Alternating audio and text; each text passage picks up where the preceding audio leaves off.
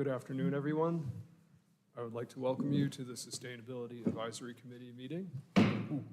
My name is Tim Ormond, and I'm serving as chair. This is our March 20th, 2024 meeting.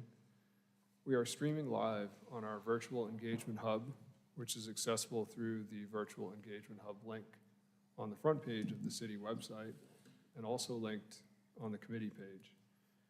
Members of the public are also welcome to listen to the meeting live in the first floor conference room of the City Hall, right where we are. We also have an option for the public to listen live by phone. The public had an opportunity to provide public comment via email or voicemail. Any comments submitted in advance have been provided to committee members and will be linked in the meeting minutes. On today's agenda, there will be several opportunities to provide public comment in person. Once I open the floor to public comment, those wishing to speak can step up to the microphone, state their name and address, and have 3 minutes to address the committee. For those of you out there with us today, all of our adoring fans in TV land as well, we welcome you. I will now go through and introduce all committee members who are participating here in person.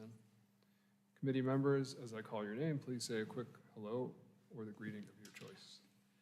Steve Barron. Hello. Ashley Case. Hello. Alicia Goldstein. Hello. Sophie Molinax. Hello. Joel Osgood. Hello. Michael Totten. Hello. And Justin Young. Hello. Christy Hurlbert is absent today.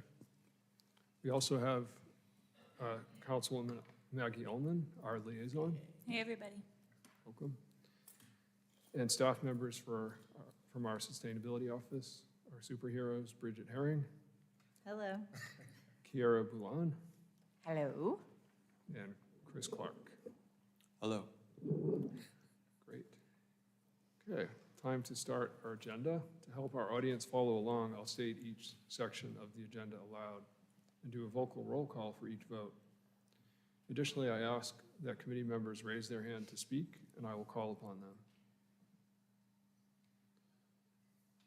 Okay, so starting with our agenda, first item on the agenda is approval of our January minutes. Is there any discussion, questions, comments on the minutes?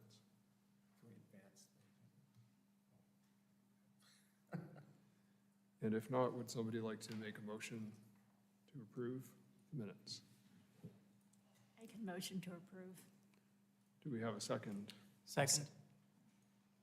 Justin, second. Thank you. And we'll just do an up or down vote for this one. So all in favor of approving the January minutes, please say aye. Aye. Aye. Any opposed? The ayes have it. That brings us to item number 2, updates, our working group updates. The first update will be for the waste reduction working group by Ashley Case. Thank you, Tim. The waste reduction working group has been doing quite a lot. We have a lot of volunteer opportunities as well. So there's one coming up on 3:30, March 30th here on Saturday for a Feed Me foam, styrofoam recycling. We need a couple volunteers. We're hoping to get a couple volunteers for that. It's just from 9 a.m. to 12 p.m. We are also helping to kind of advertise the spring sweep cleanups around Asheville City, and we're working with Alex Miller to do that. You can help by organizing a spring sweep in your community or church or school or whatever group of people that you like to hang out with. And that's going on between April 13th and 27th. And Alex Miller she can bring you vests and pickers and bags, and we'll come and collect it, so it's a pretty easy process. Alex also updated us about their city internal facility audit, where they're actually going through and doing a big waste audit in all of the city buildings and making sure what is going in the trash and what is going in the recycling, and if they could improve that. Yeah, we have also a impromptu meeting tomorrow, which hasn't happened yet, so I can't give you updates. But I can let you know that we're doing a meeting tomorrow to potentially move forward a proclamation on plastic pollution. And anything else you would like to say about any of that, Steve? Not a word. Okay. Thank you. Okay, thanks, Ashley. Are there any questions for Ashley on the update? I have a question about the creek cleanups. What is the policy for having an MB on private property or public property, and does it city help if you notice a site but it's on private property, commercial private property? Yeah, commercial private property. Well, there's city sweeps, not creek, where I think I heard you mention stream. Yes. Which, that might be a great question also for Riverlink, or Jared, do you have a? I could answer. I did a lot of stream cleanups in the past. If it's a navigable waterway, then it's public. Navigable is, hard to nail down and define, but I would say if it's, wide enough, you can have like 3 to 5 people standing in that stream at the same time. That's what we would typically use as our, qualifier. And we never had problems in the 4 years that I was doing that. So, but I don't want to say for certain on any of those things. And I think it is a initiative focused on cleaning like the Asheville city areas, so, but also, those corporations and businesses that are within the city are applicable for this specific one, I would imagine. But that'd be a good question that I could ask Alex. Yeah, and I think to reiterate that the initiative is asking folks to organize cleanups and providing them with support and resources to do that. So I think a great opportunity for an employee base to organize a cleanup at their own workplace or a neighborhood group, church group, whatever, and then be connected to resources, pickers and vests and other equipment that might support that. But also, if you have people and not an idea for a spot, Alex has identified a list of places that have litter that need to be cleaned up that are safe for community groups to gather to do so. So she has that list available as well. So her hope with this was that there'd be some self-organization to clean up parts of the city that are outside of the central business district. The spring sweeps get a lot of downtown focus, and so trying to spread that love around a little bit. All right, if there are no other questions, we'll move to our second update. I've actually got a question for Ashley. The Feed Me Foam event, what sort of tasks are you all looking for volunteers to help with? I think Kara could probably answer that question better. Yeah, I think it's really just kind of traffic crowd control support for general event flow. We're not looking for a lot of people, just a couple humans to assist with Alex and Aurora moving people through the event. Cool, thank you. All right, if there are no other questions on that, we will move to our second working group, Community and Climate Resilience, and Sophie will update us.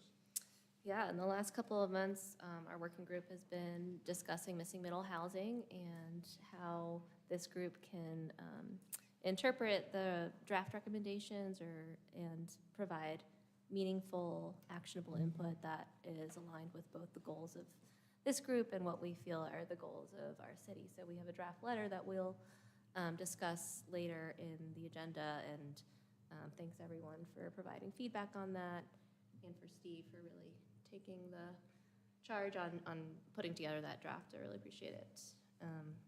But I think overall, we feel that missing middle is a win for our city. I think we just wanted to focus on certain sustainability pieces that, I don't know if we should talk about it now or just when we review the letter later in the agenda, right? Yeah, we can talk later. Okay, yeah. And we've been also providing feedback on the climate resilience reboot work toolkit. That's like an ongoing thing, right? And that's all. Thanks, Sophie. Any questions for Sophie? If not, we'll move on to Joel, who's going to give us our stormwater and green infrastructure update. Excellent, thank you, Tim. So the SWAGgy, as we kindly reference our working group, has been working with the Neighborhood Matching Grants Program, providing some technical assistance pilot program, which essentially equates to providing some planning, design, and engineering support for stormwater and green infrastructure improvements, using rain garden cisterns, native plantings, permanent erosion control measures, and restoration ecology on sites that would be identified by those communities and/or neighborhood organizations in need. The key properties are those that are on shared public areas, road right-of-ways, community gardens, neighborhood parks. We attended a neighborhood matching grants workshop that was at the Wesley T. Grant Senior Southside Center on Monday, February 19th. Enjoyed the pleasure of tabling with Lydia and Riverlink. Thanks for sharing a table with us. We created a flyer that I believe was attached to the agenda that served as an advertisement before the event. The flyer also served as a handout during the event and hopefully as a resource for posting around various community-based venues in neighborhoods throughout the city. Thank you for sharing this fancy little flyer that hopefully we get some mileage out of.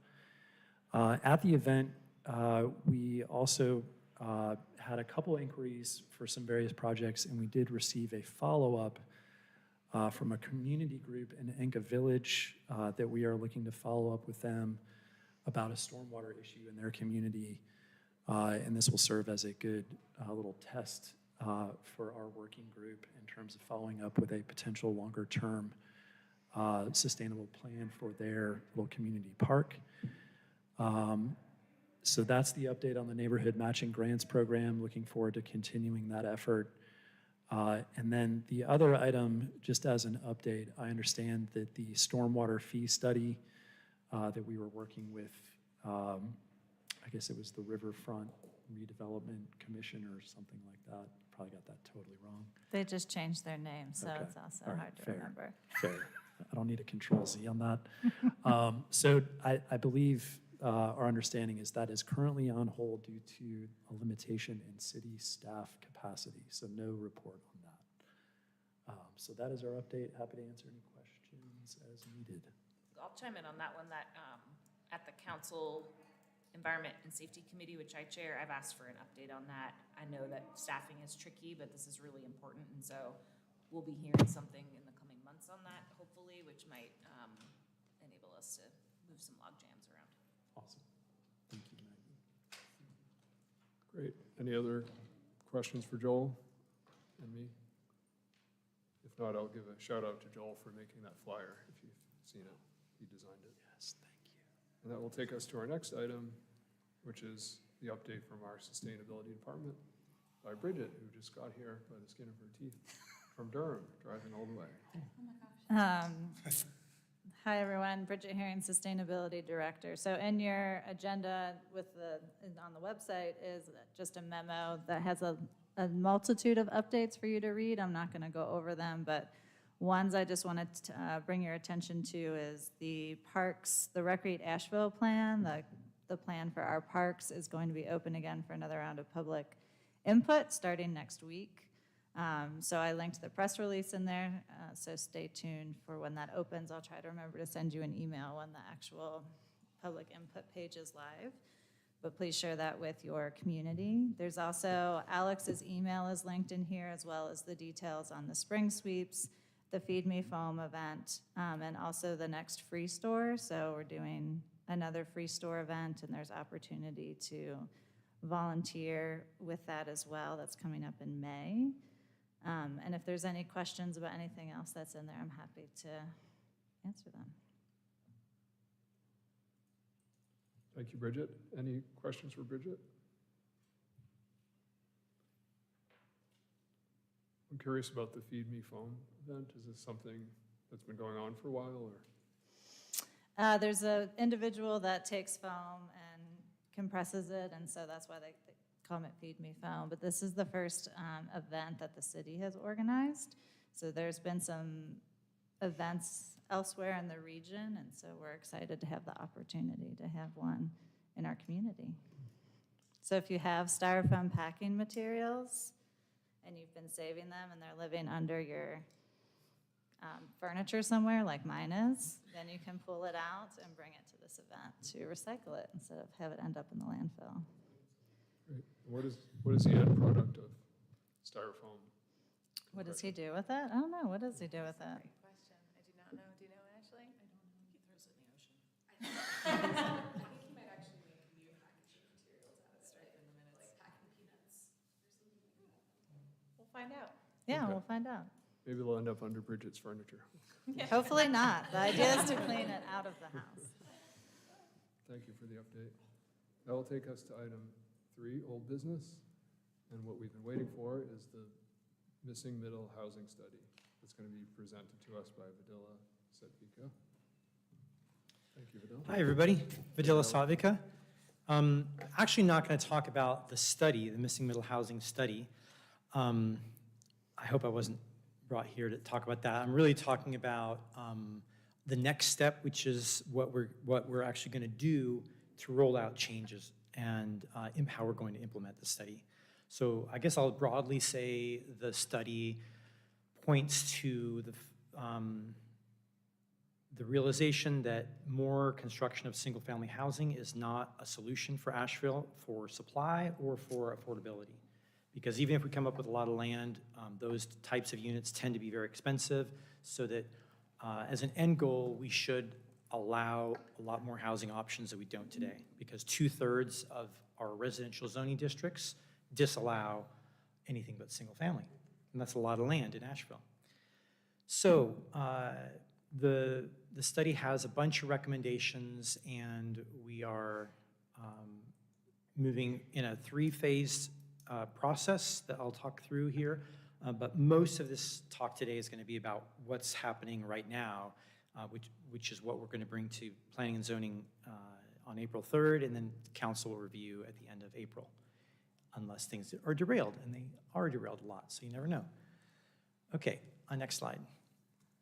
So big picture, the approach that we're taking is primarily about housing, but I have these other little bubbles there because we know that housing doesn't happen in a vacuum, and it's related to a lot of other things like parking, landscaping, sidewalks, and even the process for how housing gets built.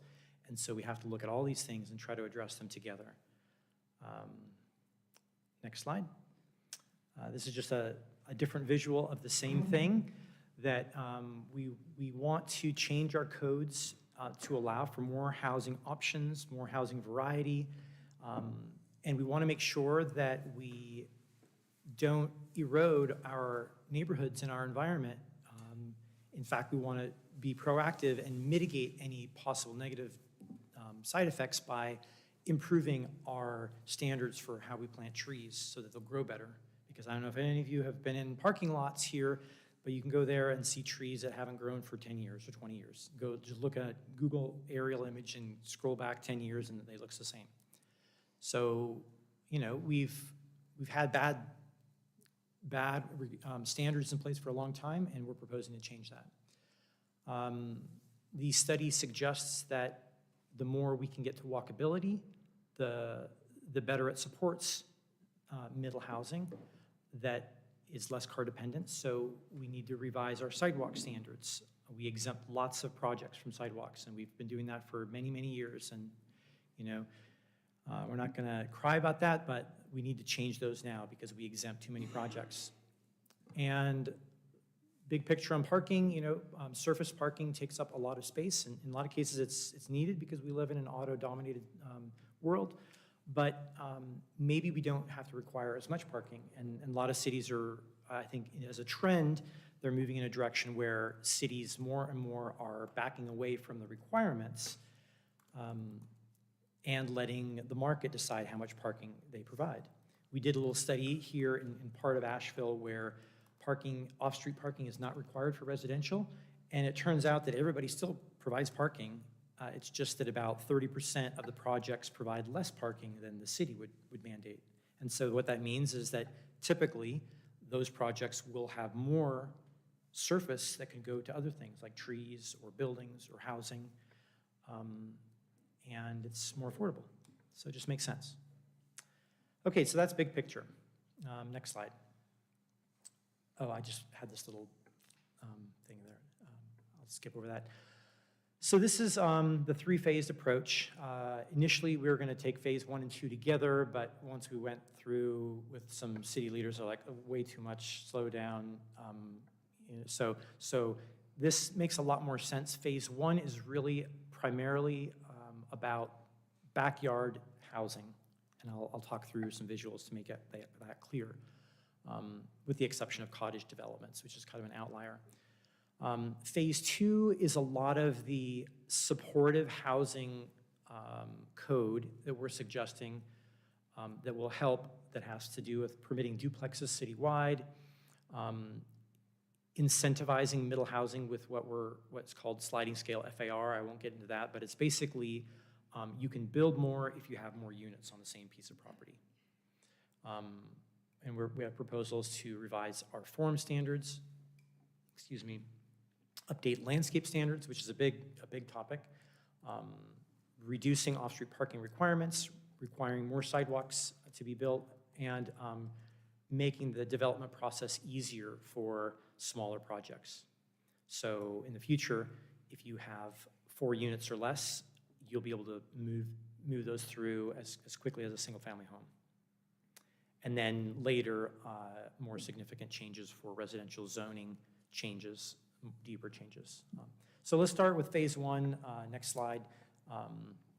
So again, kind of big picture, these are images of the city of Asheville residential areas. So on the left, you see a scattering of black dots that are the vacant land, about 2,400 lots. And on the right is where we all live, if we live in Asheville. These are the parcels that already have a home on them.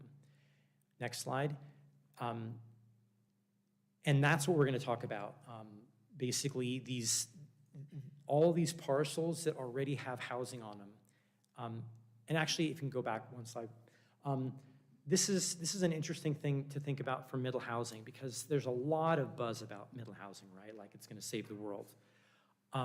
But for the most part, most of these middle housing products, like a triplex or a duplex, they're going to go on a vacant piece of property, right? It's not going to go in your backyard.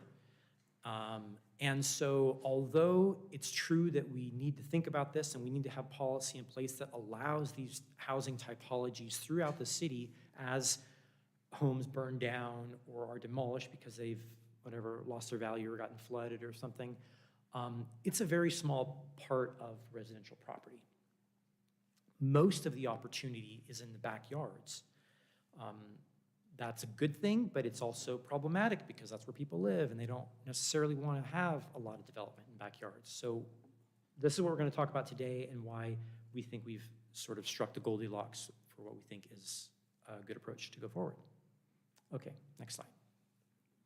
So these are options for backyards, or you can think of it as sort of like backyard options, right? Today we allow flag lots and accessory dwelling units. We don't currently have this standard that we're proposing as a new standard called a backyard lot. It would be a parcel that basically you can cut off from your backyard that does not have street frontage, but you would have to require an easement for utilities and access. Next slide. So yeah, we already allow these two. We are suggesting tweaks to both of these, and I'll talk through those.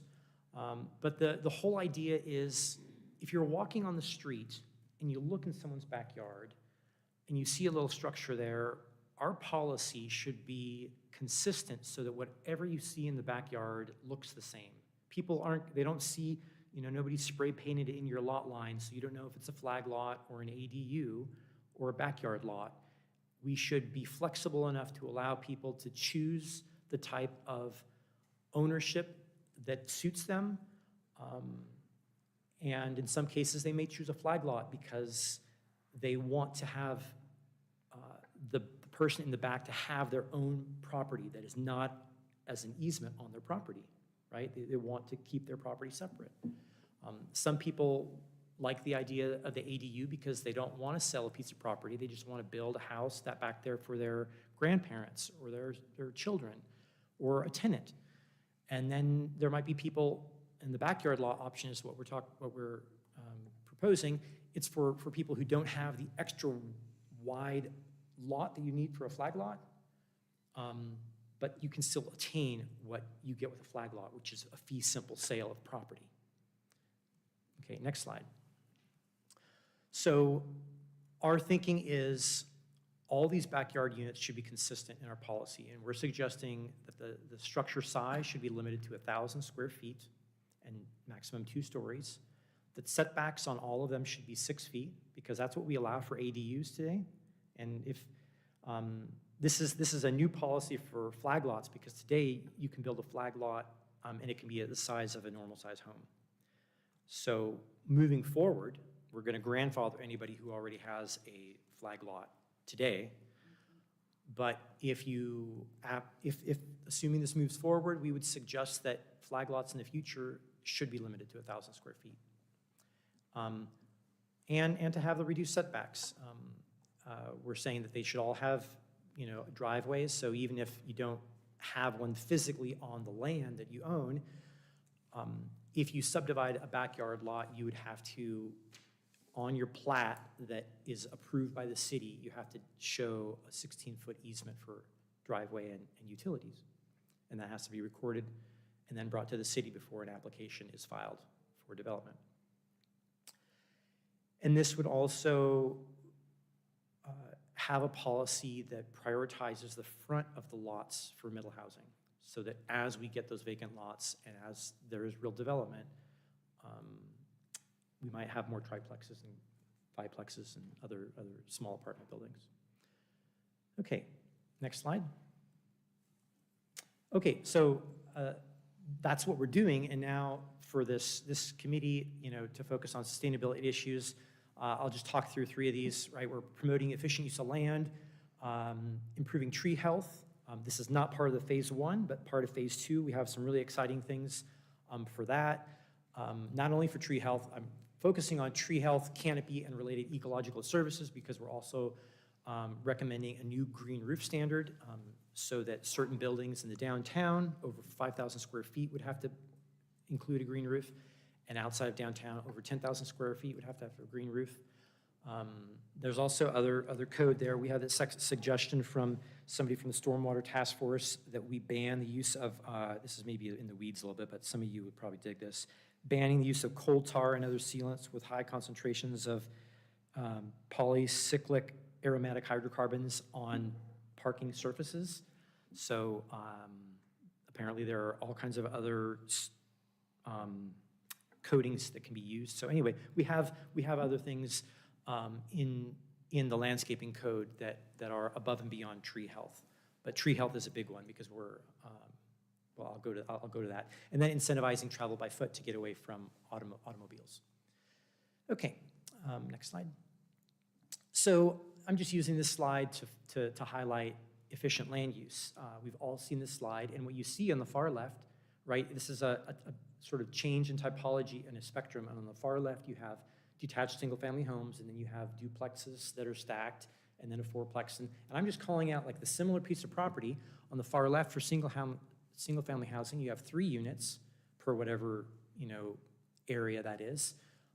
And even just with duplexes and a quad, you more than double your housing units. So you're getting people to be closer together. It's less amount of land that's being gobbled up. Hopefully less development is happening out in the suburbs.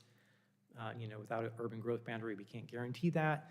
But we know that if we don't allow for the city to absorb more density, it's definitely going to go further out. And so this is a great way to be more efficient with our land. And this is inclusive not only of middle housing, but these backyard policies that we're talking about. Some people may complain and say, well, 1,000 square feet, you can't really have a family there. Well, every policy can't solve every problem. Our biggest housing shortage in the Buncombe County area are 1 and 2 unit buildings. So we could build 1,000-square-foot units all day and be meeting the need that we have here. Next slide, please. I just have to insert that when you have a small unit, it becomes naturally more affordable, right? So fundamentally, if affordable housing is a driver, a 3,000-square foot unit is going to sell for a lot higher. So there's a functional price control that gets inserted in the market when you have a more efficient size. Exactly, Which yeah. is really important. Right, totally important. Yeah, no, it's much more attainable because you're not going to rent a 1,000-square-foot apartment for the same you are a 2,000-square-foot home.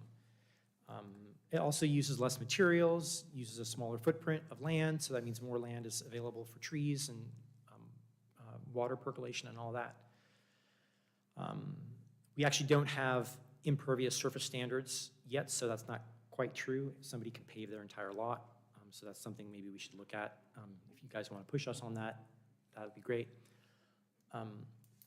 Okay, so number 2, improving tree health, canopy, and related ecological services. This is just to show that I think that sort of 2 big things that people will probably be pulling out from the draft landscape code, which I have here. If anybody here wants to take it and look at it, it's, we're gonna, you want it? Here we go. We are, come at the end of April, we plan to post all of the draft code for these things I mentioned, so that, well, I'll get to that, but so that we have community dialogue for about 3 months to really get into, so it's not just you guys hearing about this, but that everybody can download and think about it and provide feedback. But in the meantime, if you want a copy, it's been public record. We've been talking about this literally for years already. But the 2 big things that I'm showing here, one are minimum soil volumes for trees. Today, we plant trees in a hole in the ground that's compacted soil, and that's why most of them don't grow. Most of the big trees we see are big because, you know, we didn't have great compaction services 30 years ago, or they were on slate or cobbles or something, and those are quickly disappearing. But new trees that are planted well because we have great engineering don't grow. So to change that, we need to change how we require soil to be relatively uncompacted where the trees are. I think that's going to be one of the biggest community conversations with likely the biggest impacts. There aren't many cities that do this, so we're kind of at the forefront if we move that forward. And the same with green roof standards. It's really only kind of really progressive cities like San Francisco and Toronto that do this. But, at one point we didn't require trees in parking lots, and everybody thought that was fine. But one day somebody thought, well, we should start planting trees, and now it's just a given that we should have trees. And it's interesting, the surface of a building can be as big as a parking lot, but we don't even think about the fact that it's just hardscape. Okay, next slide. So you all probably know about this, but this is a conventional process for preparing sites for development. This is a parking lot, but it could be anything. It could be sidewalks, it could be downtown, right? They grade the site, they roll over it with a bunch of equipment. A lot of people are out there with heavy machinery. They put down asphalt or concrete, and then, I circled here in white to put a tree in there. And everything is surrounding that tree is really compacted, hot, very little water gets down there. It's no wonder that we don't have good tree canopy and that cities don't. So that's what we're trying to address. Next slide. So this is a simple, maybe overly simplistic visual, but the idea is that trees grow in proportion to the amount of soil in volume, and not only how much soil there is there, but it's something you don't see here, but how compacted it is, right? Because if that's all underneath the concrete and it's there, it doesn't really matter because it's been pushed down and it's not natural. One thing you'll notice is that the depth of the soil is mostly the same because for the most part, the majority of tree roots are within the top 3 feet of soil. So you can't just make a 2 by 2 hole and go down 10 feet. You really have to take up area. And that makes it challenging if you want bigger trees, but that's what you have to do, and there are plenty of technologies to do that. Next slide. Okay, so that's all I'll say about soil volumes. And then we're proposing to establish a green roof standard. These are two images from buildings in the downtown. You may not have known that because this is the garage apartments on the right. That is the apartment building right behind a loft. And beautiful little meadow. Lots of bees and bugs are there every day. And it captures a lot of stormwater. And you know, the downtown is a key watershed for the French Broad River here.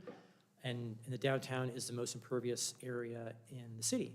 So knowing that it's not likely going to, it's going to continue to get more dense because this is where all of our buildings are coming, this is a reasonable and logical place where we can try to capture stormwater, help building roofs last longer. It's definitely a lot more expensive, but these are all trade-offs for meeting city goals. Next slide. I'm almost done here. I just think I just have one or two more slides. So incentivizing travel by foot is another one. And by reducing off-street parking requirements or getting rid of them, I think we're still kind of figuring out where we're gonna land internally here. By requiring more sidewalks and encouraging more housing close to transit, which is this whole middle housing movement, right? Any housing within the city is doing that. We're incentivizing more people to be able to walk by foot because we have transit, housing will go here, and if we have more sidewalks, people will walk. So that's all benefiting human health and reducing vehicle miles traveled in the long run, not overnight. Next slide. So this is our timeline. In about 2 weeks, we're going to the Planning and Zoning Commission with this first phase of flag lots, cottages, ADUs, and basically the backyard lots. I didn't talk about cottage developments, but there's not a lot happening there, so I don't need to bother you with that unless you want to ask about it. Then, like I mentioned, we're going to have 3 months for public input on the second phase, and that will go to Planning and Zoning and Council in August. And then subsequently in the fall and winter, we'll look at more substantive zoning text changes and rezoning residential districts citywide. And I think that's my last slide. Was there another one? That's it. Thank you. Thank you very much, Vidila. That was very informative and very clear. So we'll open it up to any questions for Vidila before we go into our recommendation letter. I've got something. I love the, focus on the tree canopy and the green roofs. I'm wondering if there's any plan to provide guidance or recommendations for developers in terms of specific species of plants, whether it's, native pollinators on the green roofs, or if there's tree species, I'm not a tree expert, but if there are species that can thrive with lower amounts of soil. I don't know if that's a thing or a possibility, but if those were resources provided to developers, it seems like it could be helpful. We are recommending a certain diversity standard to make sure that there's a certain mix of trees. That doesn't always work because sometimes the design intent is sort of a monoculture design, an alley of trees that looks proper and has the certain fall colors that you want. But for the most part, we're recommending an adjustment to our diversity standards. And we have a tree list that isn't required. Like you don't have to stay within this list, but it's sort of I think we're calling it it's called the recommended list now, but we're moving toward, I think I don't remember now, approved or list. Anyway, we have a list that is, maintains good trees to plant in the area and identifies their trade-offs. Yeah, thank you. Good to hear. Has your committee talked about any potential unintended consequences that could come from the rezoning of these areas, or is it of all of Asheville City rezoning? And if so, what kind of unintended consequences are you maybe anticipating? Mhm. Unintended consequences. We think about this all the time, and we hear about it all the time. You know, all this work is trade-offs, right? We have goals that in some way are competing, right? There are people who are, we have a whole commission for affordable housing, and they want more housing. Primarily, you know, this is their driver. And then others who really want trees at all costs. And sometimes those conflict, because if you allow, like I'm suggesting, more homes in backyards, trees will come down. But we're being proactive, and we are going to update the tree canopy preservation ordinance to require more trees, actually all development to have to comply to that ordinance, which for those of you who don't know, currently small projects are exempt. So if you build a single family house, you don't have to plant any trees, which isn't, most people plant trees anyway. But anyway, it's going to ensure that you have to at least comply with the ordinance, which for small projects will only be a couple or a few trees, but then they have to be recorded and kept in perpetuity so that at least there's a mechanism for enforcement to ensure that that happens.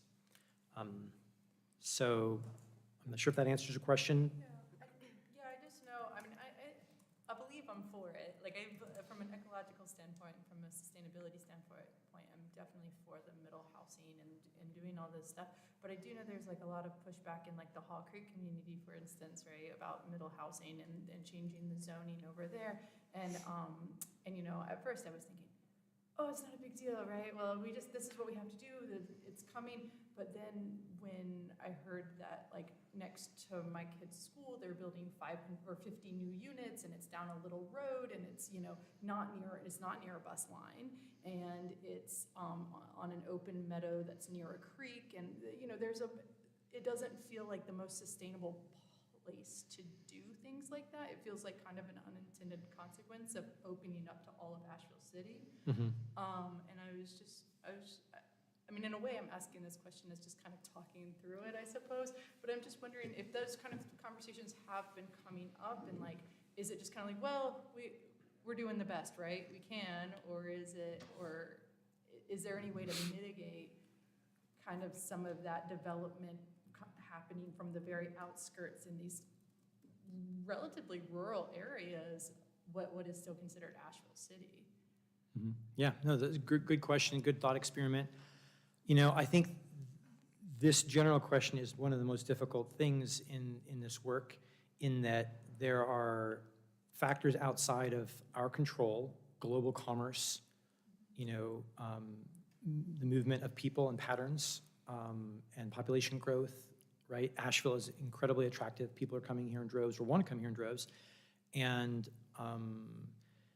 you know, so we could argue from one perspective, we shouldn't be building anything more, right? But we don't control global commerce, and there are laws that prohibit us from you know, keeping people from moving around. You know, the city could make a policy, we're not going to build anymore, but then what happens is prices shoot up incredibly, like they have in other places, and then, you know, everybody who works here has to be trucked in or bussed in. So it's complicated. I don't mean to say that I have an answer. I think it's a very, the big question, kind of like, where are we going? This is sort of philosophical. But I think it's challenging. I think we are trying to do what we can to make sure that we're going to buttoning up things like tree canopy preservation. We're going to try to establish a new green roof standard, you know, to at least say, if development is going to come here, we should have a higher standard. Because today we just let it come. And there's a lot more we could be doing to make it such that Capital chooses a different city rather than Asheville, because it's easier to build over there. I'm not sure if that Well, it gets. seems like a lot more will need to come, like if all these kind of rural but still city areas are going to get more development, we're also needing to expand those roadways there, put sidewalks in, potentially add more stoplights, extend bus networks. And so it's just kind of the first step in, I guess, moving forward with intentional development. And and realizing like, it's Well, common, it's common. Let me add to your thinking. You know, one reason, I didn't mention this, that we're sort of trying to push some of this off to the future is because Buncombe County has a comprehensive plan, and they're planning to roll out rezonings of Buncombe County.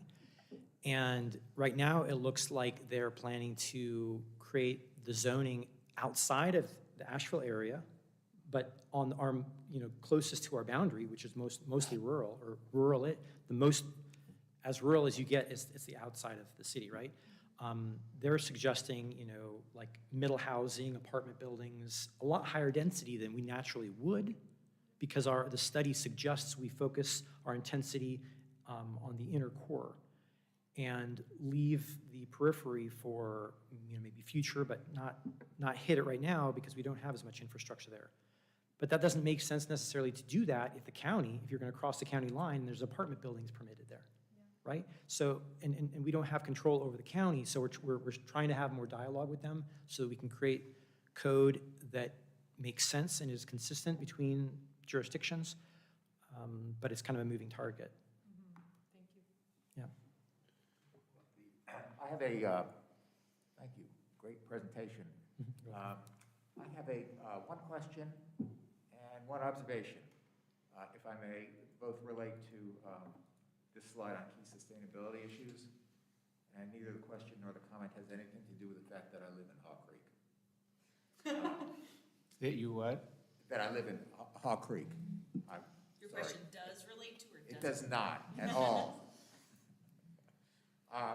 My question is on this item 2, tree health and canopy and the like. Is there somehow related to that or within that opportunity to consider stormwater management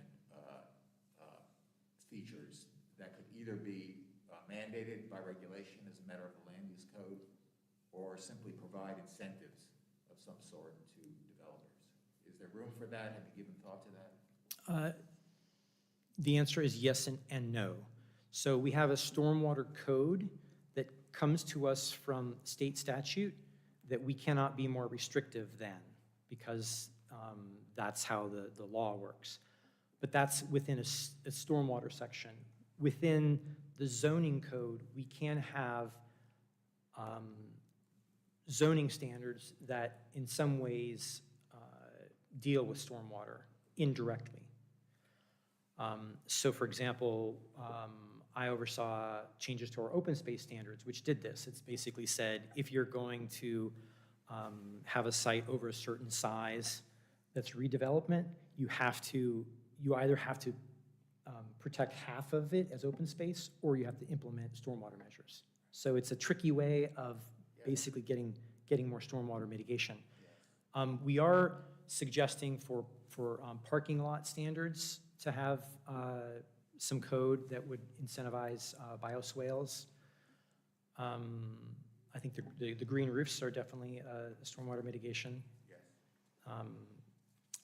There are probably others. I mean, just the soil volume standards themselves are, I've seen a lot of documentation that highlights how moving to standards that establish minimum soil volumes are stormwater mitigating, because you're creating softer volumes that actually can hold water, right? So there are some things I haven't gone through specifically to think about all the stormwater related changes, but you're welcome to look through and suggest anything. The Stormwater Task Force gave us a list of items to try to incorporate, and we went through that.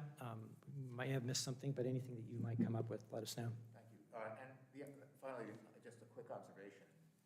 It does seem to me that perhaps there is a fourth key sustainability issue worth thinking about, and that's, the first is promoting efficient use of land. Maybe a fourth is promoting the efficient use of energy.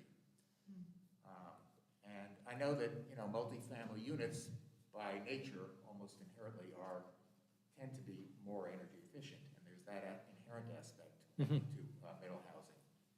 But in addition, it also seems to me that it's worth thinking about ways. I know that the city doesn't have the authority to mandate things like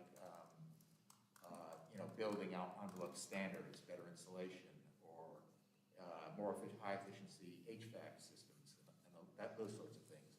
But there are ways to provide incentives for that, and one of the notes that you made up earlier about updating process requirements for residential units, that maybe there is room to think about providing incentives, not mandates, but incentives for voluntarily doing some sorts of the things that make more efficient use of energy. Great. Yeah, thanks. Yeah, Michael. Just to follow up on Steve's point, I also was wondering, can you orient the roofs so that there's solar accessible at some future point, if they don't put on at the point of construction? And also, there's been some really interesting research coming out of both National Renewable Energy Lab and Lawrence Berkeley Lab, looking at combining rooftop solar bifacial systems with green roofs so that you get the best of both for the stormwater retention as well as energy generation. I don't know if you've seen that or if that's been discussed. And then the other thing, I love the side. First of all, I love your presentation. And 40 years ago, I wrote a review of the book Shading Our Cities that the American Forest Association put out, which made all the points you made. And it's amazing, how many cities still do monoculture streets so that the forester is really a mortician, just take them all down at the same time, or all the leaves fall at the same time so they can clean them up, but totally didn't think about all of the pests and diseases that spread more rapidly. And with climate change, it's certainly going to be a continued problem. And also the fact that most of the builders backfill those holes with what is basically cementitious materials for soil. But I was wondering, what about bikeways? Do you have any opportunity to incorporate those adjacent to the sidewalks? Or is that getting you into streets that you don't have? I've been known to get into streets. So I guess I'll just go down your list. Regarding orientation of the roof, we can dictate the location, orientation, and size of buildings. So I've seen other cities that do have code that makes some requirements. The tricky thing is, a lot of people build in a place that has lots of trees. Yeah. And so you can imagine we require a standard for solar orientation, and they have no sun because of the trees. Right. Or they prefer that they're not looking to have a solar roof because they want the shade. So it gets complicated. I think we can get there. I don't think that's low-hanging fruit, and we have lots of sort of gaps to fill in our dike before we get to, I think of that as more of a nuance.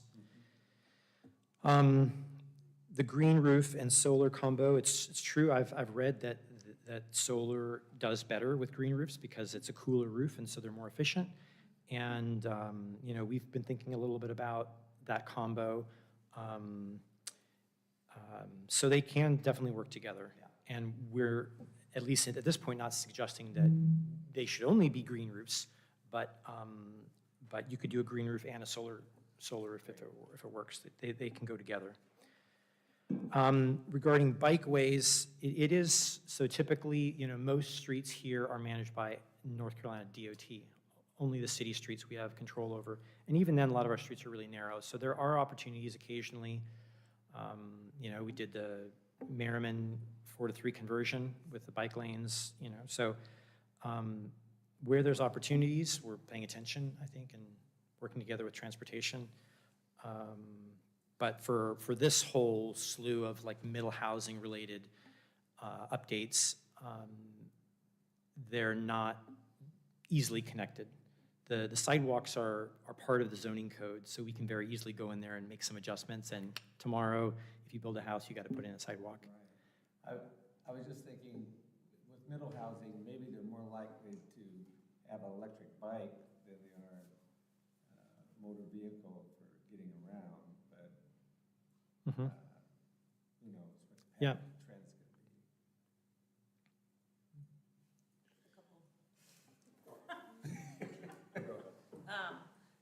building on that one, I do like the picture around incentivizing travel by foot.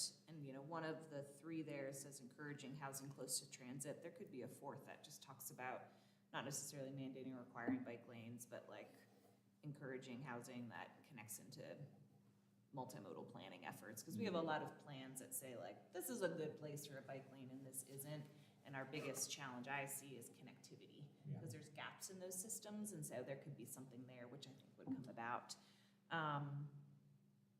I'm really excited for this conversation. I think that the way that you've explained the connectivity to sustainability at large is really important, because I do know that this is coming from us on council as a driver around housing, but to me, climate is my driver in life, and this is a climate thing. I grew up in the sprawling suburbs of Philadelphia. Sprawl, as our population as a species continues, sprawling our urban centers is going to be one of the major drivers of us killing ourselves climate change-wise. And so having dense, functioning, healthy, diverse cities is so, so important and part of why I do this. So I really appreciate the bridge that you're tying there, that this isn't just about housing affordability and supply.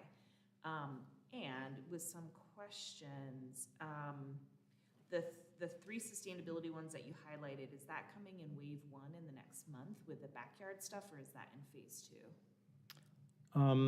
Three sustainability, these three topics right here? Yeah.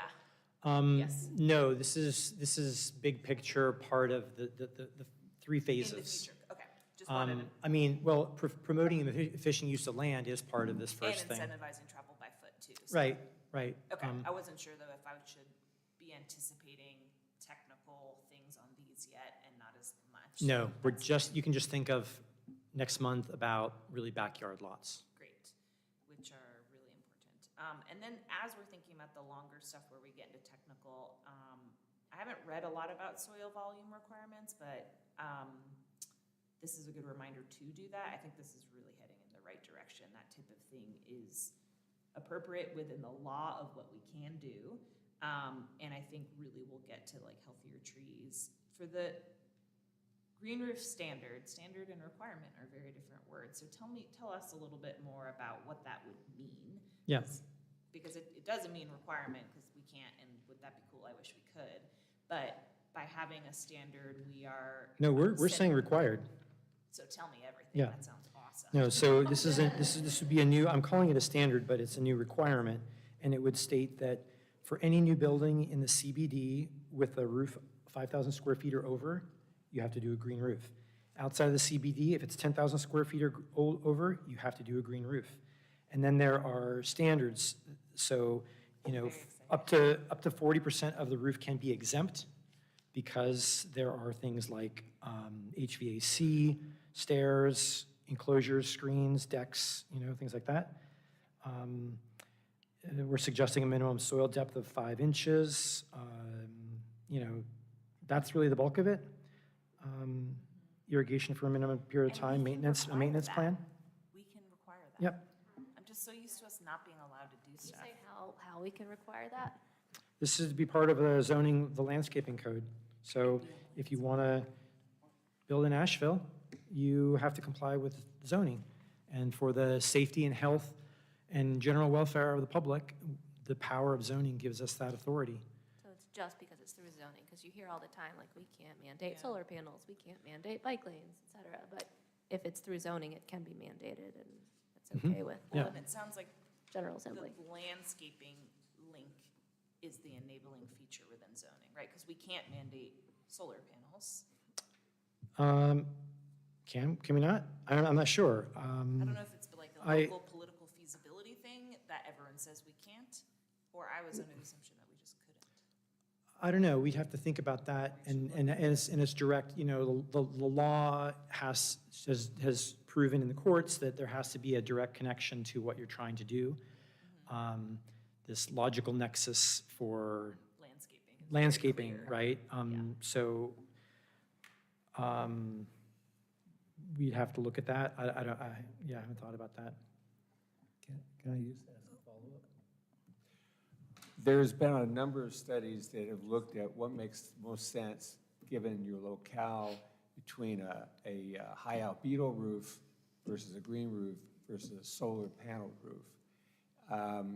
And I don't know if you've looked at any of those, but I know like all the Walmart stores, and I don't know if it's true for the other big box stores, but for 30 years, Walmart has done all high albedo roofs to reduce their cooling loads.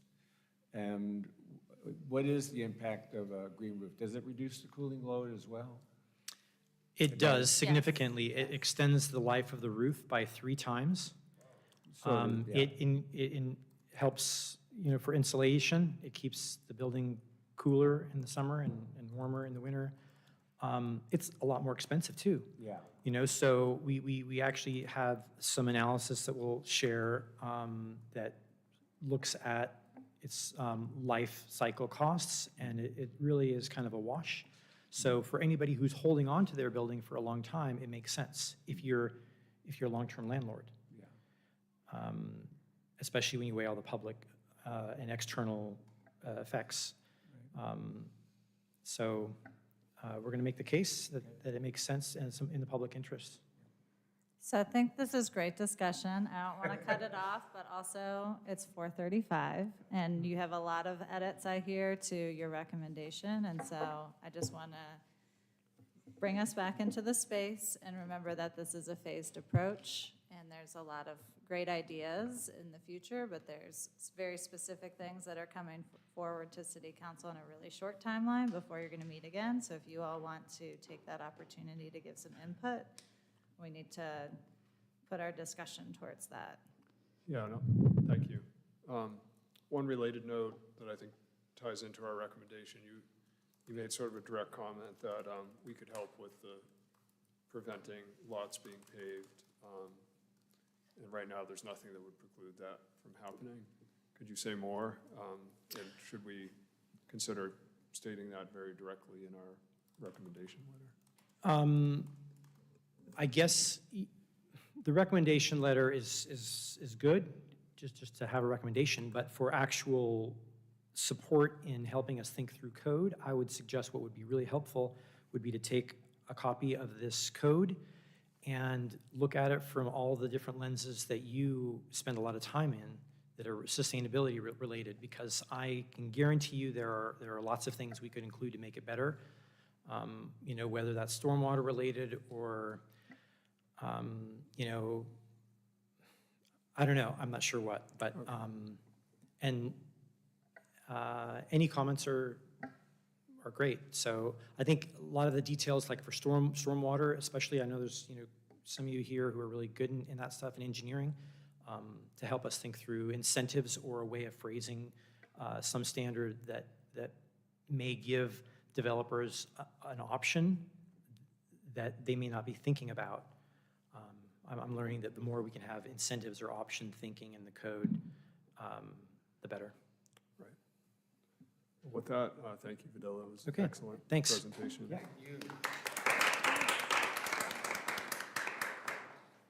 I want to say one thing. I'm going to take the privilege of it. Doing these zoning reforms is going to be really hard for City Council.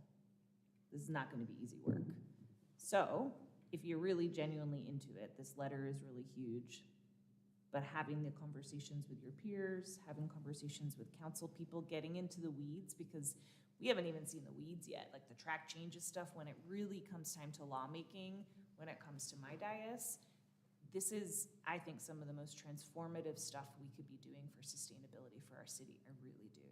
And it's going to be really hard. So I ask you to help us make good decisions and get your people excited or just engaged. And that means that they might be excited and hate it, and that's okay, but I think this is really important, and I ask you to join us in it.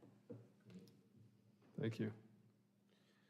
Okay, that takes us to our recommendation letter, and maybe just by way of clarification, our recommendation letter obviously doesn't need to include everything A to Z. It's more the spirit of what we're supporting as opposed to all of the details.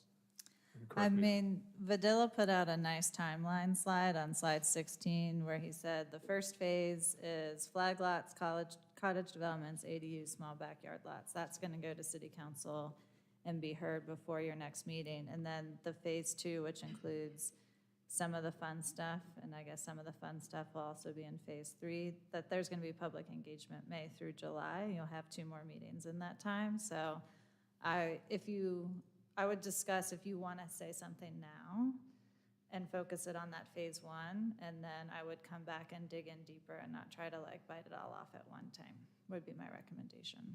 Okay. So our goal is to have a recommendation letter.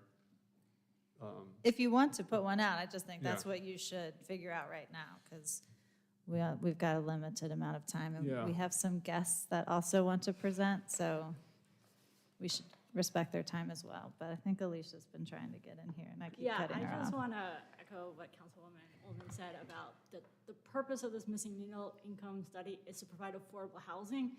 And so just making sure to remember that what we're doing is not trying to add on new regulations that are going to hinder that ability, and looking at ways like in the weeds, when you set an access driveway to the backyard lots, if they were on an alley or like a street, that backyard lot, are they still gonna have to be required to have a driveway through that front address? And certain things that maybe we could limit so that you don't have to add extra requirements for these backyard lots, or some of the weedy stuff that I would consider for the first phase. Could you say that this is about affordable housing? Yeah. Okay, I disagree, actually. I don't think this is about affordable housing. I think that's like a secondary benefit. To me, this really is truly about climate and sustainability. And I think any new development is actually going to increase or decrease affordability in our city because people just want to move here. But I feel like that's also just a false dichotomy to call something a solution for affordable housing, because in the map that we saw from Vadilla, there's very, very few areas left to build. I don't know. I've been talking about this a lot this week, so I'm probably tainted by that with the Tree Protection Task Force, and they're making a lot of arguments that this is not going to increase affordable housing. And the term used in the report is attainability, not affordability. So I didn't mean to like disagree harshly with you, but I just like Interesting perspective. hot I button think thing. going back to smaller units though, like Yeah. even if it's price per square foot, I think there will be smaller. inherently more affordable, but not affordable by like the affordable housing definition that we use. Yeah, I Yeah. think that makes sense. But Yeah. I think by having smaller units, you have more variety. Thank you. Mhm. Could I ask Bridget a question about the order of the agenda? Since we have guests that are going to present, is it permissible to allow them, could we table the recommendation letter and bring that back at the end? Or If everybody agrees to that, that's do totally you fine. think that might be helpful to? Yeah, let me just make one quick observation that, and then we can pick up on it later if need be. But I think Bridget, given your comment, that suggestion that what really makes sense is if we're going to do a letter now or soon, that it ought to focus on what is getting to city council now, soon. In my take, and I think that makes good sense, my take is that the letter that we have drafted here does not do that. And that we would need to step back and either decide to do some kind of more targeted letter focused on what's coming before the city council and leave the more general or other ideas to a later time. So that may mean, I don't know whether that means trying to come up with a more targeted letter now in this somewhat unwieldy manner, or just kicking the can down the road a second meeting to another meeting. So that's my 2 cents. Yeah, I for think what that's it's the worth. discussion you want to have. That's right. Yeah. That's right. Could we maybe just have consensus that we could change the agenda to allow our guests to speak, and then and would it be okay to allow Riverlink to speak first and then go to the You're just gonna questions? kick all the staff down to the bottom? I see. I'm just kidding. Well, I know they're I'm kind just of on kidding. their- That's fine they're on with their me. own time, Yes, so- absolutely. Okay. So with everyone's permission, I'd like to allow we'll jump ahead to our new business and allow Riverlink, Lydia Coltai, and Renee Fortner to present on the reduced rain runoff program. Welcome and thank you. All right, I wasn't ready, but but it's fine, it's fine. So thanks for having us today. I'm Lydia Coltai. I'm a Climate Action Corps member with the AmeriCorps. And I'm serving at Riverlink this year. And this is Renee Fortner. She is the Watershed Resources Manager at Riverlink. And we're excited to share with y'all a campaign we've been working on. We launched it in January. Is very relevant to a lot of what y'all been talking about today. And it's called Reduce Rain Runoff. It's a public education campaign, and you can go to the next slide. All right, so just to give you a little background on Riverlink, and probably all of y'all are familiar with us. So you have Justin here as far as part of the committee, but we're a local nonprofit founded in 1987, and our mission is promoting the economic and ecological vitality of the French Broad watershed for all. And this picture is showing what is the #1 threat to the health of the French Broad watershed currently. In the past, it was more industrial waste, but now the current #1 threat is stormwater runoff. And in this picture, you can see a heavy load of sediment which is carried by stormwater runoff into our waterways untreated, and that carries pollutants, it carries bacteria, carries trash, and that impacts the health of our waterways. Our campaign is really targeted towards all of the 8 counties in North Carolina that are on the watershed, and we can go to the next one. So, our campaign is housed on our website, www.riverlink.org. And if you look in the right top part of the page, you will see Reduce Rain Runoff. If you click on that, these are the 5 areas that you can explore that are part of the campaign. We've got the basics, which is just introducing the public to what is stormwater runoff. And in the campaign, we actually mostly are calling it rain runoff because that's a little more accessible. A lot of people don't know what stormwater is, but I know you all do. Then we've got stormwater diaries. Those are personal stories from local residents, businesses, and experts sharing either ways that they've dealt with stormwater runoff on their properties, or with our experts, they're talking about how our waterways are impacted based on their area of expertise. Then we've got Take Action, which is resources from our Water Rich Guide that explain how to install green infrastructure on your own property. Spread the Word is a social media toolkit. We're hoping to get this information out as broadly as possible. And then our Stormwater blog, which has been written by Renee, and it's a really great monthly resource delving more deeply into different stormwater topics. And next slide. And then as part of this campaign, we've been creating a lot of different accessible and informative graphics to help kind of paint a picture of what we're talking about when we're talking about runoff, as well as what the impacts are. And these are just a couple of examples that you can find on there. And next slide. And then these are just a few examples of some of the features that we've done. So here we have Glenda, who's a community member in one of our historic Black communities. Riverlink put a rain garden in her yard, I think it was a little over a year ago. And so she's sharing here about how her rain garden produced a lot of strawberries, which created a lot of community connections, helped her daughter's business, baking business. Then we've also got a story there from Sunny Point Cafe. They installed rain barrels, and now they're irrigating their gardens on site, and they solved a parking lot flooding issue that they were having with that. And another community member here in Black Mountain who's also installed rain barrels in her yard, as well as swales and other features. And next slide. These are just a few examples of the resources These are from the Water Rich Guide, and they explain how to install rain barrels, rain gardens, and how to disconnect your downspout, which is a really simple way to irrigate your lawn or garden, and it's probably the easiest of the three. And those are all on there too. Next slide. So, yeah, we're just really hoping that y'all will explore the website, obviously. We'd love it if you subscribe to the newsletter so you can get the stormwater blog features as well as everything else that we're doing at Riverlink.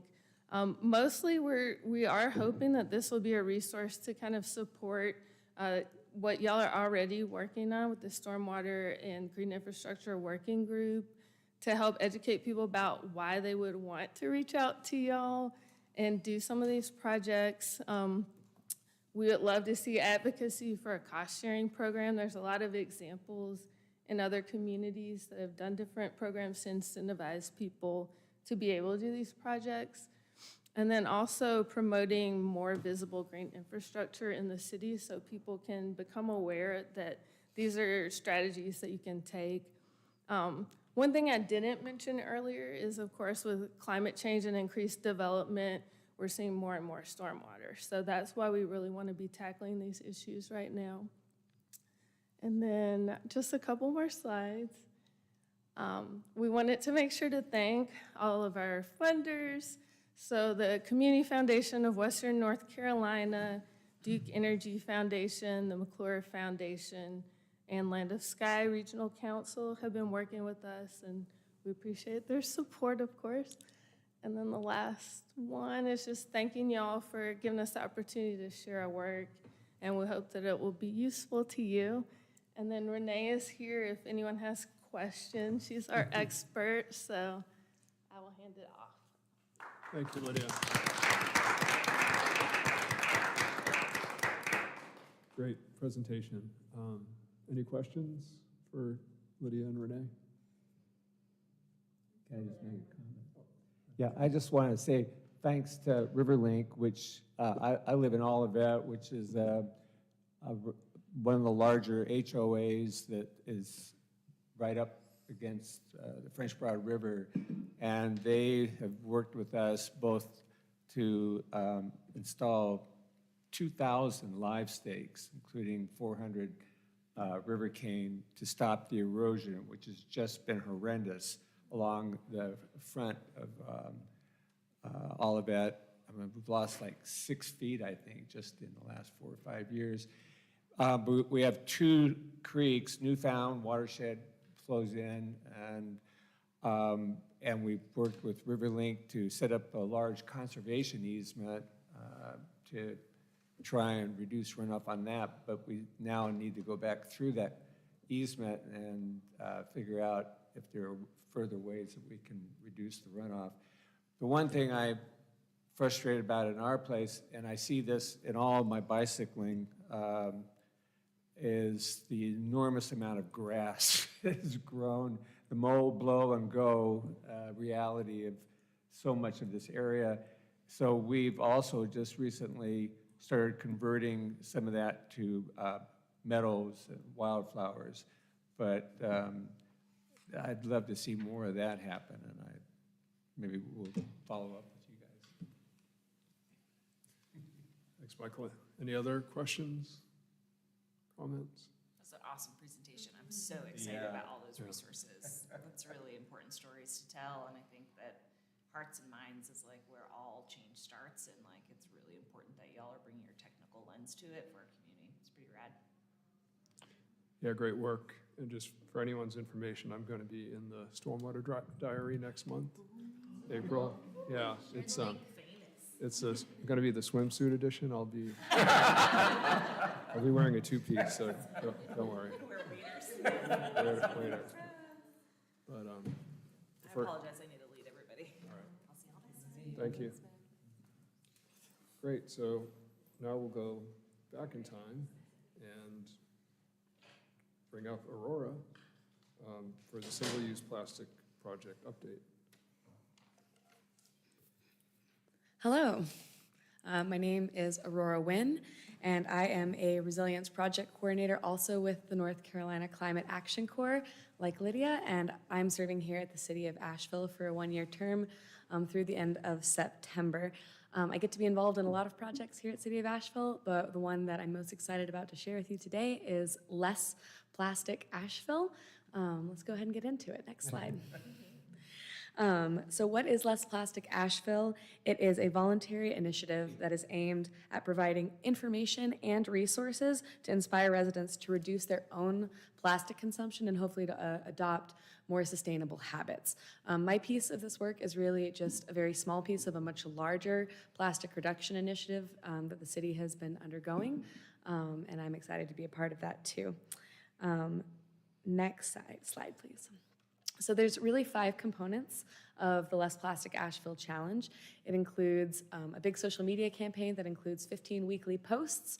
There is a Pass on Plastic personal pledge.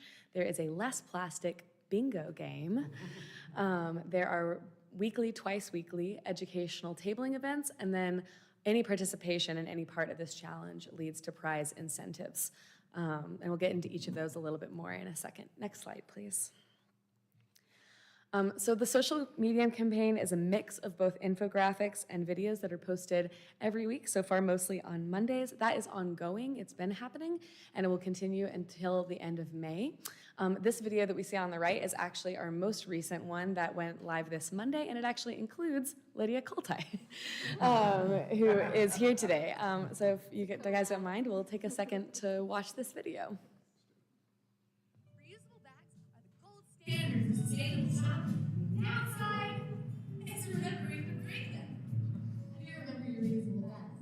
I shop at the same time every week, so I just set the one with That's easy. Mine all fit inside each other, so I just fold them up, hook a carabiner to it, and I can hook the carabiner to just about anything, so they're always with me.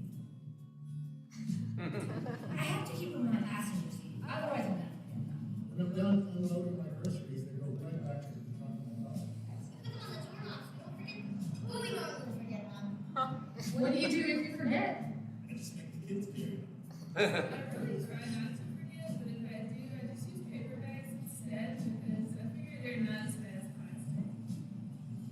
Actually, I have no problem moving my car to the side and running out to my car to retrieve them because I will not take plastic bags.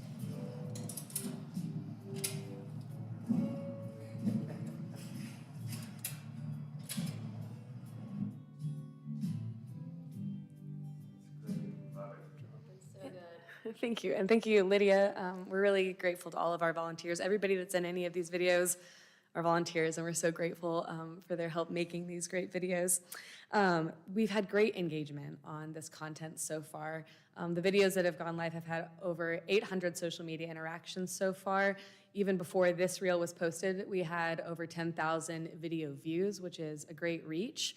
And it's led 351 people so far to take that Pass on Plastic pledge, and we have had a grand total of 5 bingo winners so far, which is, pretty good. Next slide, please.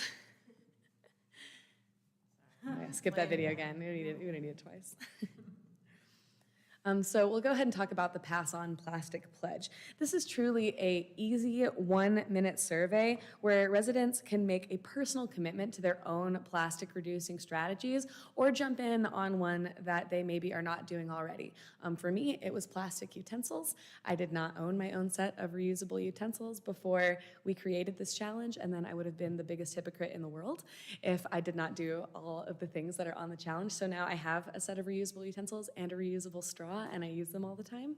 And so this really just invites folks to take that same look at themselves, to say, like, what are you already doing that you can pat yourself on the back for and really commit to doing in the long term, but also, like, what would be the next step in the right direction if you're going to adopt something new? And anyone who takes that little 1-minute survey will receive a reusable canvas tote bag along with a Less Plastic Asheville bumper sticker. Yeah, they're really pretty stickers. I hope they become as popular as Asheville Cat Weirdos. That's my personal goal. The Less Plastic bingo game is a social media challenge where residents can make a bingo by posting pictures or videos of themselves completing these plastic reducing actions. Examples, because it's a little hard to read that fine print, are things like showing where you remember your reusable bags, or if you're somewhere that uses a compostable to-go container, taking a picture of yourself with that to-go container and then posting that as well. So if you can take 5 pictures that make a bingo, post those on your social media with our hashtag #LessPlasticAsheville. Then you can also send me an email and receive the participant prize for that part of the challenge, which is this great reusable bento box that comes with reusable utensils that fold up into the lid, or a reusable travel mug from the sanitation department while supplies last. Next slide, please.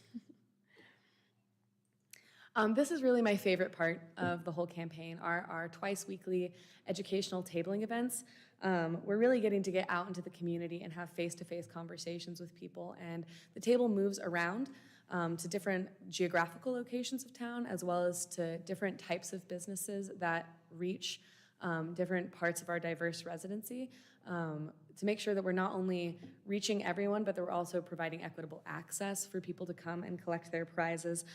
It was a statistic on one of the previous slides for engagement, but I am the person who's at these tables, and I've had over 650 conversations with individual residents, and it's been really inspiring to have those conversations, feel like we're getting to reach people on a one-on-one basis and really make some change by having those conversations. My favorite moment was the other day when a woman was walking into a store and she said, no, thank you, I don't need a bag.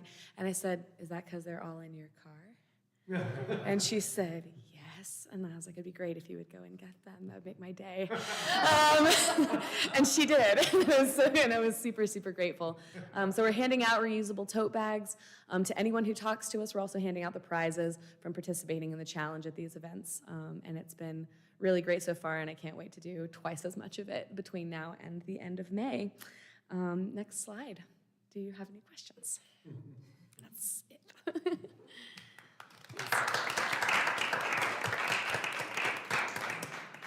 Steve?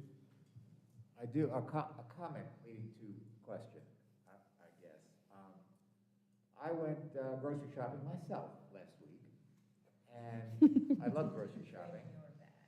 And I did bring my bag, but, and I have them in my trunk, and I didn't need anyone to remind me to get them out of my trunk. But for the first time, when I went to get my vegetables,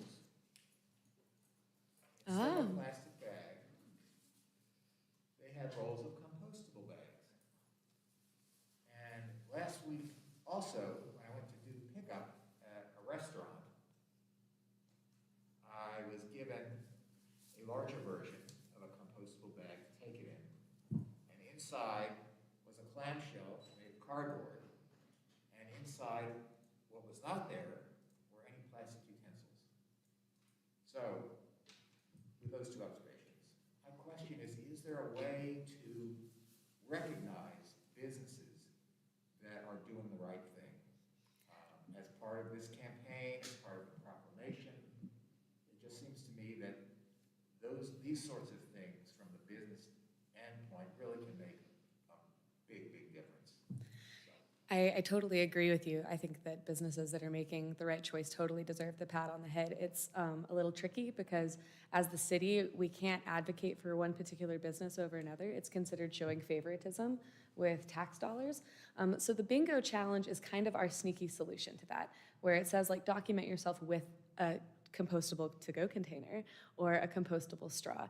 And while we also cannot tell residents directly to advocate for those businesses, there's kind of a hope that they will tag those businesses and give those businesses the pat on the head that they deserve, because we cannot as the city. But you're absolutely right that I think that they do deserve that acknowledgement. Another possible phase of this work would be researching a green business certification program that the city would not be able to institute for that same reason of advocacy for businesses, but we would be interested in hearing from a nonprofit organization that would be interested in picking up those tools from us in order to create something like a green business certification program where businesses could possibly have stickers on their windows, but that's a later target that's past the scope of this particular campaign. I wonder, can you even make available a less plastic window poster or something for businesses that choose to put them in their windows? That's an interesting idea, but not for me. No. Okay. All right. Boss says no. Any Anyone else? other questions for Aurora? Yeah, is there any messaging around limiting the number of tote bags that you have? Because I know at this point in my life, I have plenty, and so I'll turn down more tote bags. That's creating more waste. It's not actually better. And so is that something that is being communicated to people who stop at like these tabling events? I've been really refreshed to have so many residents that refuse my offer of a bag, that they will tell me they support the cause, but that they do not want a bag because they have too many. I actually get so many people who say that. And then every once in a while, I'd say a very, very small portion of the time, you'll hear someone say something like, oh, I can always use another bag. And I don't say, do you really need another bag? Because I'm there to give bags. But the truth is I think the conscious residents that have those many bags and have too many of them are pretty aware of that and seem to be saying no. They will take one of my Less Plastic Asheville stickers, though. As soon as they tell me they have too many bags, I'm like, do you bring them? Take this sticker. You're doing the right thing. Too many stickers, not as much of a problem. I mean, depends on how big your water bottle is. Thank you, that's great to hear. Absolutely. Anyone else? No? Thank you so much. Thank you very much. Great presentation, Aurora.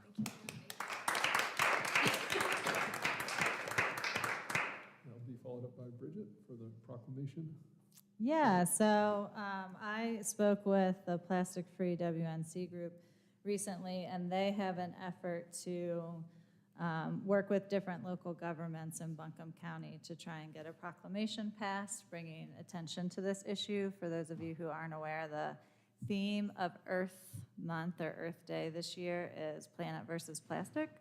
And so they're trying to get all the local governments in our community to do a proclamation to raise awareness on this issue, and trying to get that done in April in advance of Earth Day so that they can do a press conference with all the local governments that decide to participate. And so they shared a draft proclamation with us and encouraged us to individualize that. So we are meeting with the Waste Reduction Working Group tomorrow morning to try and finalize a proclamation, and I'm suggesting that we proclaim April as Less Plastic Asheville Month to highlight the campaign and the great work that Aurora is doing and lift that up, and then also highlight future work that we will do internally as an organization to try and reduce our plastic consumption by supporting our solid waste master plan.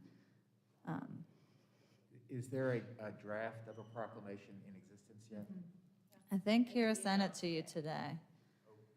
Missed it. Like I said, this is a fast-moving proclamation, so we just got it, and we're trying to put something together. And to be able to meet the April 9th, yeah. Anyways, it's in your inbox. But to meet the April 9th. I'm busy, I'm in a meeting. I hear you. Deadline, we have to get it finalized and into the clerk's office next week. So if y'all are supportive to just let the Waste Reduction Working Group work with us to move that forward, that would be our suggestion. It's nothing that requires a vote, is it just? No. Okay. All right. Do you have any questions or comments? We'll get to review it, or just the Waste Reduction Group? Just the Waste Reduction Working Group's asked to get into the clerk's office next week to be think we able to trust them. make it. Is Steve on that group? Steve's on there, don't worry. All right. You're on that working group too? Okay, sounds good.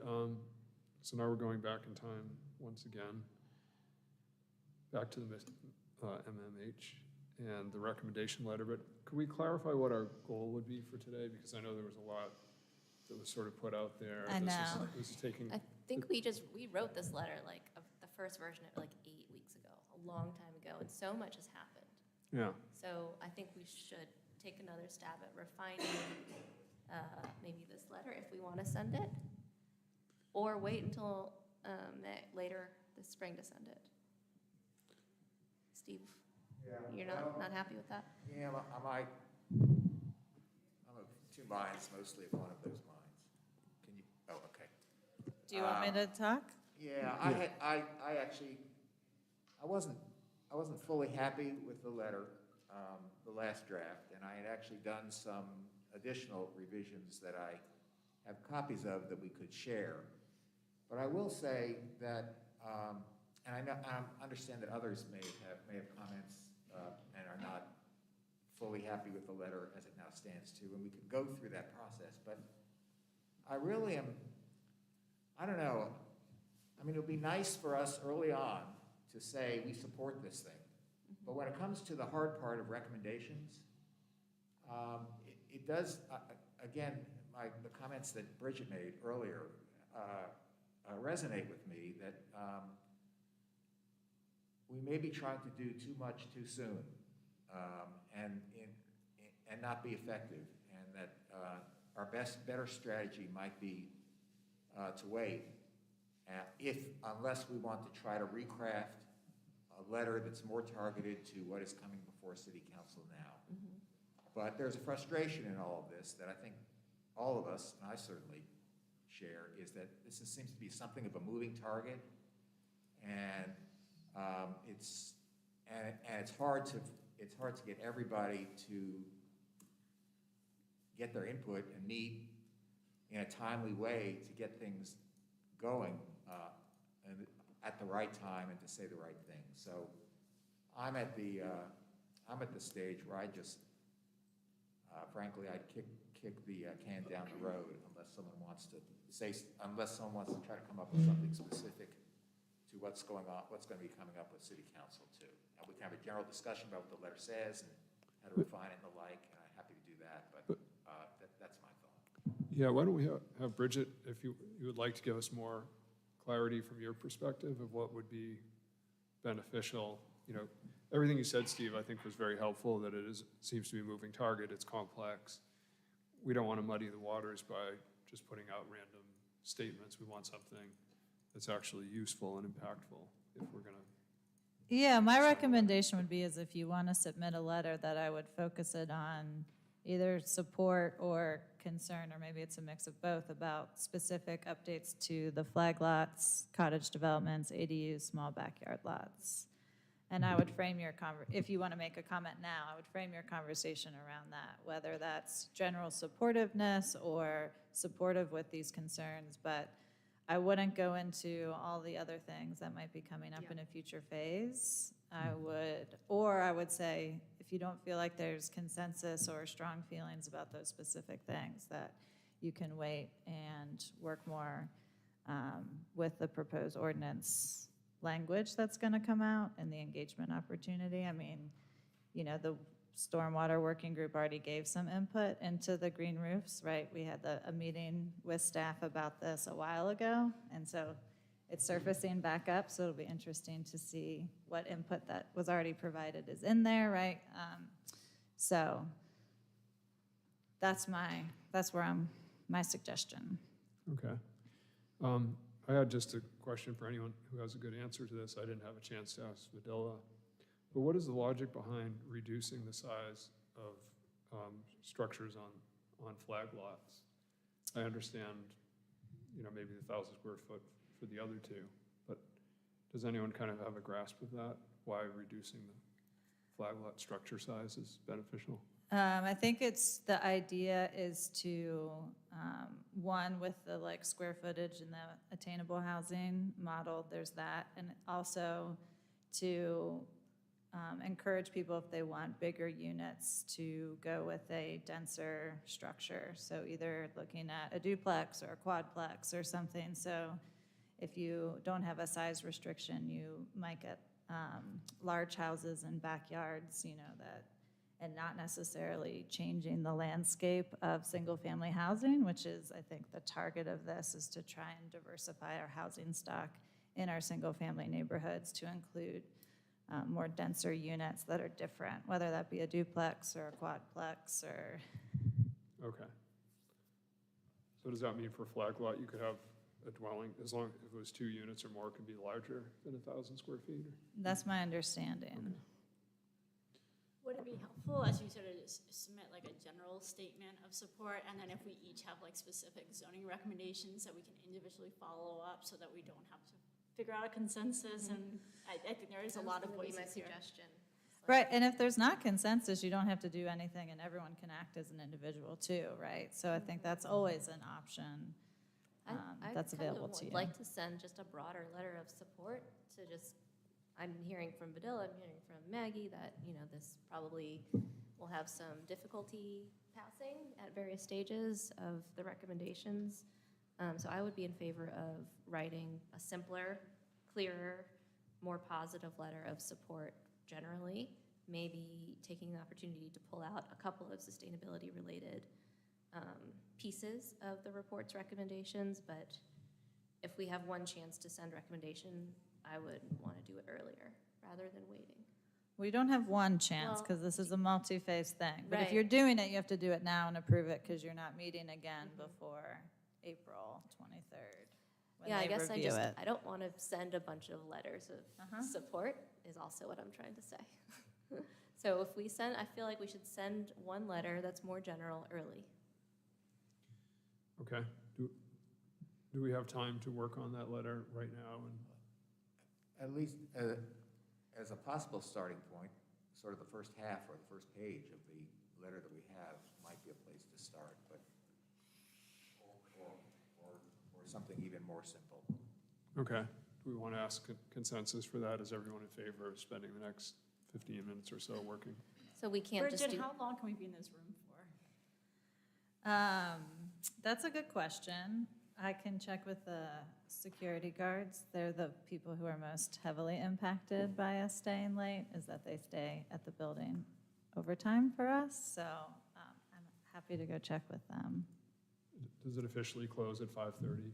Is that, The building does, yeah. Okay. Mhm. well, we can't do this in our working group. We have to have full council, or If you're full going to committee submit, approval to submit if you're a going to letter. submit Yes, something to okay. council as this body, We you have have to to have a vote. Final and version then of it and vote approval. on it now. Yeah, Lovely. right.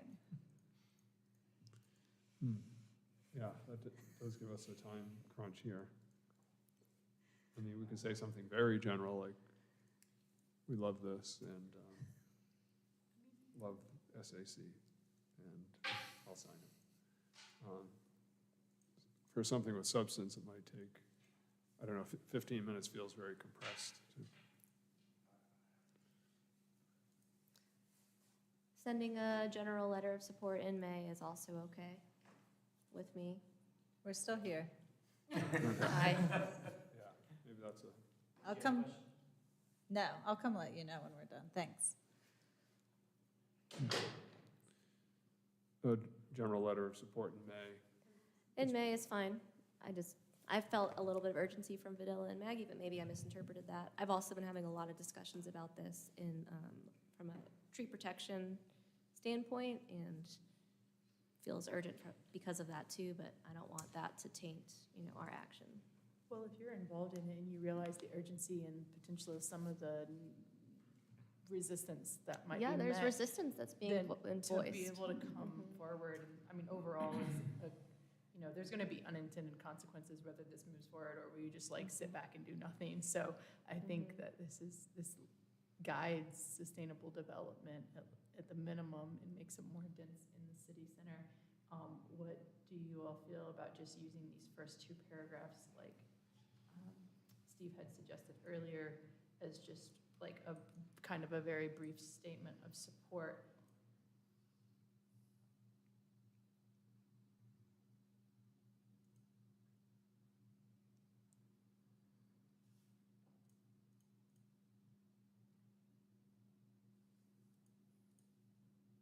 I have a question. Whose computer is sharing the screen? Okay, just want to make sure.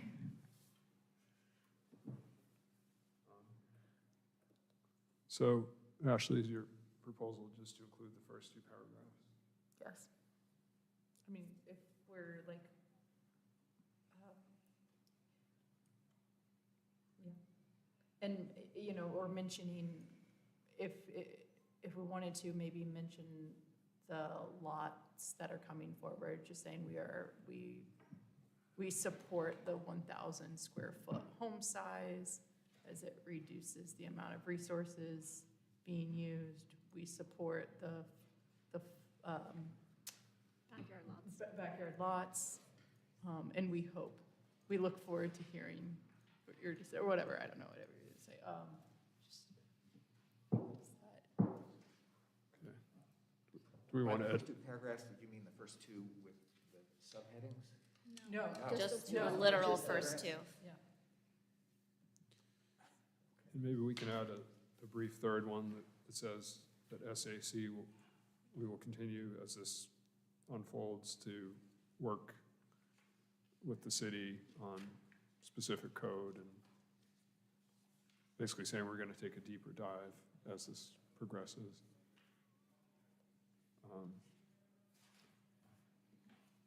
Does anyone want to edit this in real time? Ashley is currently. I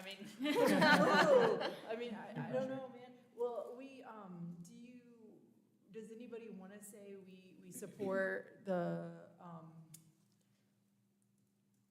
flat, I'm just writing, and then you guys can say, no, take that away right away, right? Do you want to say we support the rezoning of the flag lots and the Backyard and flag lots. So flag lots already Okay, exist. yeah, but I'm sorry, Backyard lots. the backyard. Backyard lots, yeah.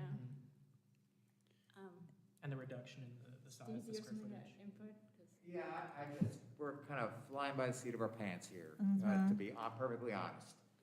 And I'm not overwhelmed by the first two paragraphs, to be honest, about whether they'll make much of a difference at all at this point.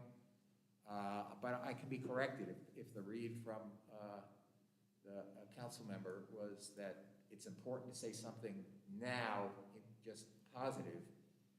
That's something we can do, but otherwise, I'd give a pass. I'd be inclined to give a pass Yeah, on I this. wouldn't start from scratch, right? And try and do something with a quickness. I don't think that's a Yeah. good strategy, right?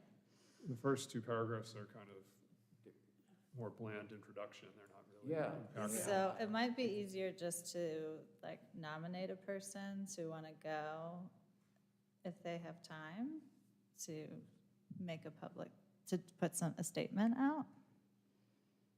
On behalf of SAC. Like, that's just as we generally are supportive of this and that we look forward to future phases of the work. That's an option. Going to the city council meeting. Mm-hmm. When is the next city council meeting?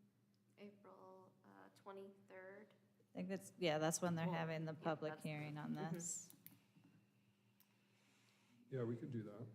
I would support Or that. and as then working on- individuals, you could just send an email and collect your thoughts, I think. That would probably be better than trying to draft a brand-new letter in this moment right now. Is it legal to have a working Google Doc that we're all like working on, or No. no? Okay. If we send individual letters, can we reference that we serve on SAC? You can just not say that this is On our behalf of SAC. unified voice, but you can absolutely say, I Okay. serve on So what I'm this. hearing is we should have a representative try to make a public comment on April 23rd. Encourage us as individuals to send letters of support that express our own viewpoints. We can mention we're on SAC. And then at our next meeting or between now and then, work on a letter to consider. Yeah, I think we can at- still in the work with May this meeting. I letter. think that's perfect.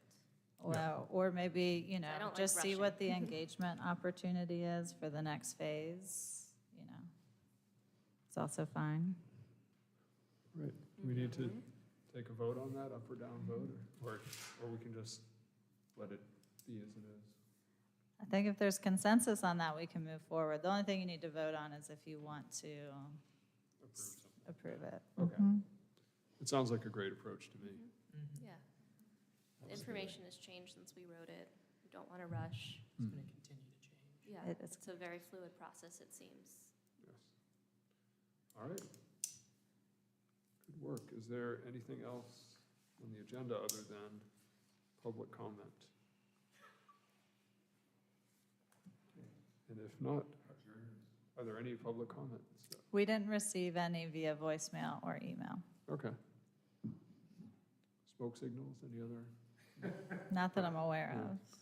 I think that just one more piece that I was trying to find a way to express earlier about missing middle housing is that in a letter or a comment or that I send or we send on SAC, I would advocate to just emphasize the need for really thoughtful green space as we increase density here, to think creatively about things like pocket parks or any kind of incentive that we can promote that would serve multiple goals of green space, heat island reduction, stormwater mitigation, urban canopy, wildlife habitat, et cetera, because that is going to be a loss as we get denser. There's no denying that.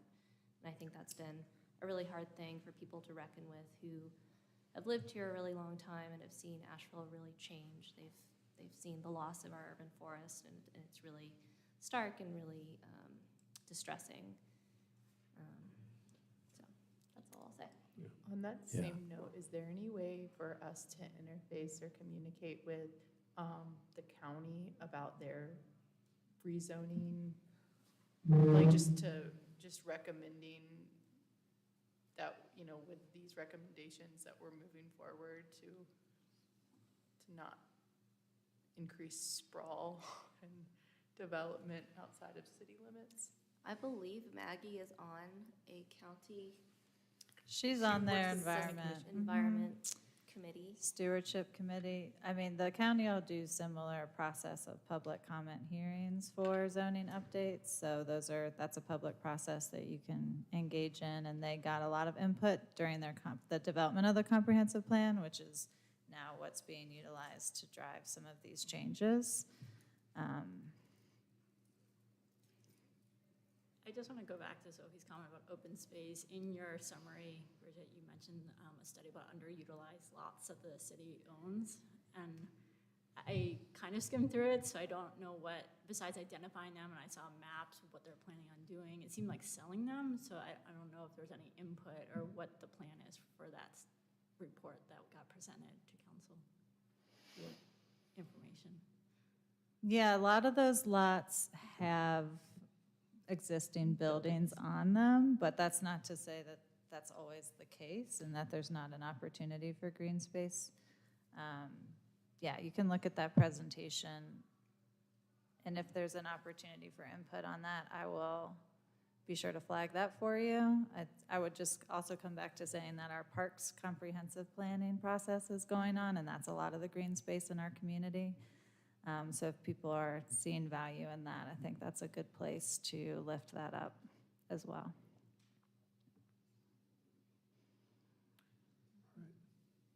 Any other discussion before we adjourn? Looks like it's gone. Thank you, everybody. Meeting is adjourned.